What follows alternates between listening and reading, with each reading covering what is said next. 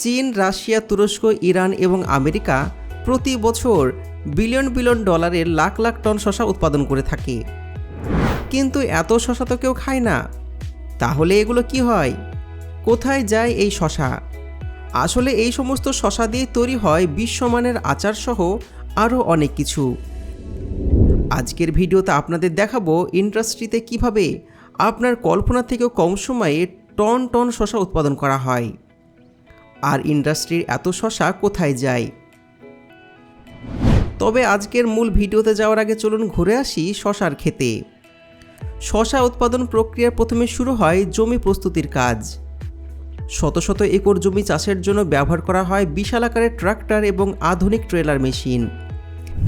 এই মেশিনগুলো মাটি গভীরভাবে উল্টাপাল্টা করে নরম করে, আগাছা পরিষ্কার করে এবং জমিকে সমান করে, তারপরে ফসল রোপণের উপযোগী করে তোলে। জমি প্রস্তুত হওয়ার পরে শুরু হয় বীজ বপনের কাজ, যা সম্পূর্ণ করা হয় অটোমেটিক সিড প্ল্যান্টার মেশিনের মাধ্যমে। এই মেশিনগুলো অত্যন্ত দ্রুতগতিতে নির্দিষ্ট দূরত্বে এবং গভীরতায় শসার বীজ রোপণ করে। বীজ বপনের পাশাপাশি স্প্রিংলার মেশিনের মাধ্যমে সেচের ব্যবস্থা করা হয়, যা অটোমেটিকভাবে প্রয়োজন অনুসারে পানি সরবরাহ করে। বীজ থেকে চারা গজানোর পর গাছের যত্ন নেওয়ার জন্য ব্যবহার করা হয় আরও কিছু আধুনিক মেশিন। স্বয়ংক্রিয় স্প্রেয়ার মেশিনের মাধ্যমে প্রয়োজনীয় সার, কীটনাশক স্প্রে করা হয়, যা গাছের দ্রুত বৃদ্ধি নিশ্চিত করে। ফসলের যত্ন এবং পরিচর্যার বেশিরভাগ কাজই মেশিনের মাধ্যমেই করা হয়, যা শ্রম এবং সময় দুটোই বাঁচায়। শসা একবার পুষ্ট হলে ফসল তোলার সময় আসে। এখানে ব্যবহার করা হয় বিশেষ ধরনের শসা হারভেস্টিং মেশিন, যা ঘন্টায় 10 বিঘা জমির ফসল তুলতে সক্ষম। এই মেশিনগুলো গাছের গোড়া থেকে শসা সাবধানে কেটে ফেলে এবং কনভেয়ার বেল্টের সাহায্যে শসাগুলো বিশাল এক কন্টেনারে জমা করে। পুরো প্রক্রিয়া হয় খুবই দ্রুত এবং নির্ভুলভাবে। শসা ফ্যাক্টরিতে পৌঁছানোর পর শুরু হয় আরও একটি অত্যন্ত গুরুত্বপূর্ণ এবং জটিল প্রক্রিয়া। বিশাল ট্রাকে করে আসা টন টন শসা এখান থেকে সেগুলোকে আনলোডিং ডকে নিয়ে যাওয়া হয়, যেখানে থাকে বিশাল আকারের হাইড্রোলিক লিফট এবং অটোমেটিক কনভেয়ার বেল্ট মেশিন। এই মেশিনের সাহায্যে ট্রাক থেকে খুবই সহজে শসা নামানো হয় এবং কোনো ধরনের শারীরিক পরিশ্রম ছাড়াই দ্রুততার সাথে কনভেয়ার বেল্ট পাল্টানো হয়। শসাগুলোকে আনলোড করার পর শুরু হয় পরিষ্কারের কাজ। বিশাল অটোমেটেড ওয়াশিং মেশিনে প্রতিটি শসা ভালো করে ধুয়ে ফেলা হয়। এই মেশিনগুলোতে থাকে শক্তিশালী জেট স্প্রে, রোলিং ব্রাশ এবং ফ্রেমিং সিস্টেম, যা মাটি, ধুলো এবং কীটনাশকের মতন ক্ষতিকর পদার্থ দূর করে ফেলে।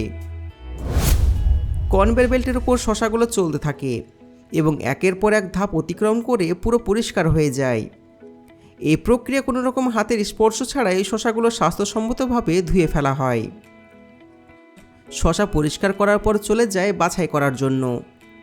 বিশাল আকারের বাছাই করা মেশিন বা সর্টিং মেশিনের সাহায্যে শসার গুণগত মান যাচাই করা হয়। এই মেশিনগুলোতে থাকে হাই রেজলিউশন ক্যামেরা এবং সেন্সর, যা প্রতিটি শসার রং, আকৃতি, আকার এবং কতটুকু সতেজ আছে সব কিছু যাচাই করে। বাছাই করার পর শসাগুলো চলে যায় সাইজ অনুযায়ী গ্রেডিং মেশিনে। এই গ্রেডিং মেশিনগুলো শসার আকার অনুযায়ী স্বয়ংক্রিয়ভাবে বিভিন্ন ক্যাটাগরিতে ভাগ করে দেয়। ছোট, মাঝারি এবং বড় শসাগুলোকে আলাদা আলাদা সেকশনে পাঠানো হয়। গ্রেডিং করার পর শুরু হয় প্যাকেজিংয়ের কাজ, যা পুরোপুরি অটোমেটিক প্যাকেজিং মেশিন দিয়ে করা হয়। প্যাকেজিংয়ের উপর প্রিন্টিং মেশিনের মাধ্যমে তারিখ, উৎপাদন তথ্য এবং ব্র্যান্ডের লোগো ছাপানো হয়। শেষ ধাপে থাকে ডিস্ট্রিবিউশন প্রক্রিয়া। প্যাকেজিং করা শসাগুলোকে বিশাল অটোমেটিক লোডিং বেল্টের মাধ্যমে দ্রুত ট্রাকে তোলা হয়, যেগুলো পরে সুপার শপ, পাইকারি বাজার এবং বিভিন্ন ডিস্ট্রিবিউশন সেন্টারে পাঠানো হয়। প্রতিটি ধাপে আধুনিক মেশিনের ব্যবহারে শুধু কাজের গতি বাড়ে না, বরং পণ্যের গুণগত মানও বজায় থাকে। এবার আপনাদেরকে জানিয়ে দিই অতিরিক্ত যে শসাগুলো থাকে, যেগুলো বাজারে বিক্রি করা হয় না, সেগুলো দিয়ে কি করা হয়। শসা থেকে আচার তৈরি করা হয়। শসা দিয়ে বাণিজ্যিকভাবে আচার তৈরির প্রক্রিয়া একটা বিশাল এবং জটিল ইন্ডাস্ট্রিয়াল প্রক্রিয়া, যেখানে প্রতিটি ধাপে ব্যবহৃত হয় অত্যাধুনিক স্বয়ংক্রিয় মেশিন। এখানে প্রতিটি ধাপ নিখুঁতভাবে সম্পূর্ণ করা হয়, যেন আচার হয় সুস্বাদু, স্বাস্থ্যকর এবং দীর্ঘস্থায়ী। এই প্রক্রিয়ার জন্য শসা ধোয়ার পর শুরু হয় বাছাই এবং গ্রেডিং প্রক্রিয়া। বিশাল সাইজের সাইজিং মেশিনে প্রতিটি শসার আকার অনুযায়ী গ্রেড করা হয়। ছোট আকারের শসা সাধারণত আচার তৈরি করার জন্য বাছাই করা হয়, কারণ সেগুলো দ্রুত ফরমেন্ট হয় এবং খেতেও বেশ সুস্বাদু। এরপরে শসা কাটার জন্য পাঠানো হয় অটোমেটিক কাটিং মেশিনে। এই কাটিং মেশিনগুলো প্রতি মিনিটে হাজার হাজার শসা নিখুঁতভাবে কেটে ফেলতে পারে। শসা কাটার পর এগুলো চলে যায় বিশাল স্টেনলেস স্টিলের মিক্সার ট্যাঙ্কারে। এখানে আচার তৈরি করার জন্য প্রয়োজনীয় উপাদান যেমন ভিনেগার, পানি, লবণ, চিনি, সরিষা, রসুন এবং অন্যান্য মশলা মেশানো হয়। এই মিক্সার ট্যাঙ্কারগুলো অটোমেটিকভাবে সমস্ত উপাদানগুলোকে সঠিক অনুপাতে মিশিয়ে ফেলে, যার ফলে প্রতিটি ব্যাচের স্বাদের কোনো পার্থক্য থাকে না। মিশ্রণের পর আচার চলে যায় বিশাল একটা ফার্মেন্টেশন ট্যাঙ্কারে। এখানে একটা নির্দিষ্ট তাপমাত্রা এবং আর্দ্রতায় শসাগুলোকে সংরক্ষণ করা হয়। আর এই ট্যাঙ্কারগুলোতে অটোমেটিক কন্ট্রোল সিস্টেম থাকে, যা তাপমাত্রা, আর্দ্রতা এবং ফার্মেন্টেশনের সময়সীমাও নিয়ন্ত্রণ করতে পারে। ফার্মেন্টেশন চলাকালীন শসার মধ্যে টক, ঝাল এবং মিষ্টি স্বাদ তৈরি হয়, যা আচারকে করে তোলে আরও সুস্বাদু। ফার্মেন্টেশন বা পেস্টারাইজেশন শেষ হলে শুরু হয় বোতলজাতকরণের কাজ। বিশাল অটোমেটিক ফিলিং লাইনে মেশিনের মাধ্যমে আচারগুলোকে বোতলে ভরা হয়। এই মেশিনগুলো একসাথে হাজার হাজার বোতল খুবই দ্রুত ভরে ফেলতে পারে।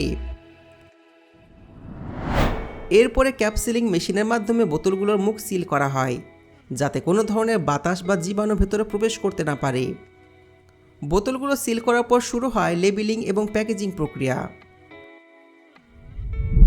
অটোমেটিক লেবেলিং মেশিন প্রতিটি বোতলে সুন্দরভাবে ব্র্যান্ডের লোগো, উৎপাদনের তারিখ, মেয়াদ এবং অন্যান্য তথ্য সমস্ত কিছু লাগিয়ে দেয়। এরপর বোতলগুলো প্যাকেজিং মেশিনে চলে যায়, যেখানে এগুলো কার্টুনে বা প্লাস্টিকের প্যাকেটে প্যাকিং করা হয়। অবশেষে প্যাকেজিং করা আচারগুলো চলে যায় অটোমেটিক লোডিং বেল্টের মাধ্যমে বিশাল ট্রাকে, যা পরে সেগুলো সুপার শপে, পাইকারি বাজার কিংবা আন্তর্জাতিক বাজারে সরবরাহ করা হয়।